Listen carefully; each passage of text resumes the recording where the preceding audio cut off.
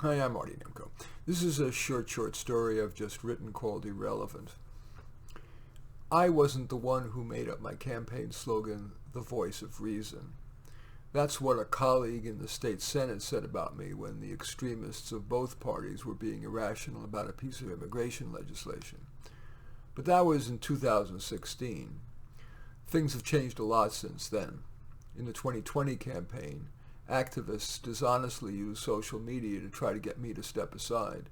In liberal strongholds, my opponents' countless signs along highways, on lawns, even graffiti trumpeted, "Jim, it's our time now. Pow!"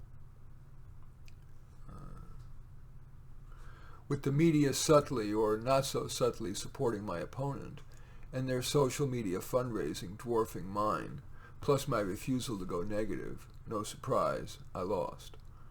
Although I was already 66 at the time, I felt I still had a lot to contribute as, yes, a voice of moderation. So I swallowed my pride and did the rare thing of running for lower office, city council in a small city in which I was born and had long lived. And although I lost by only 61 votes, I did lose, again to a fiery opponent whose message was in line with the zeitgeist. Now what? I had always been a hard worker.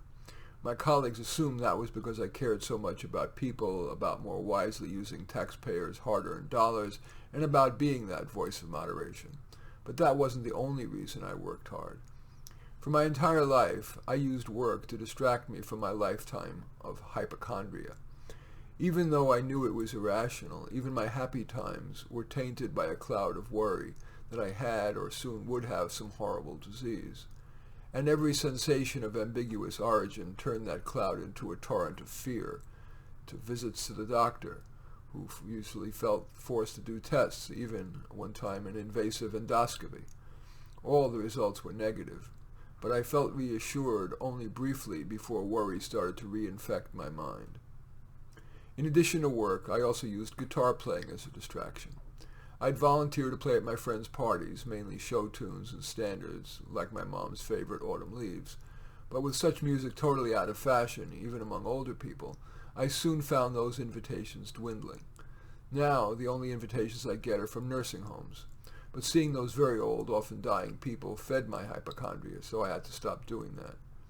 Yes, I've occasionally had flashes of anger about having become irrelevant, but my main feeling has been sadness, growing sadness. My fear of disease has waned. What do I have to live for anyway? Indeed, my hypochondria has largely been replaced by thoughts of suicide. I don't think I have the courage to do it. I think. In any event, I do thank you for watching. I'm Marty Nemko. I welcome your thumbs up and accept your thumbs down. I always look forward to your comments and especially like it if you hit the share button below. Share on your social media so that my efforts can have broader impact. And I am flattered if you choose to subscribe to my channel. There is a subscribe button there on the next to the screen. In any event, I do thank you for watching. I'm Marty Nemko.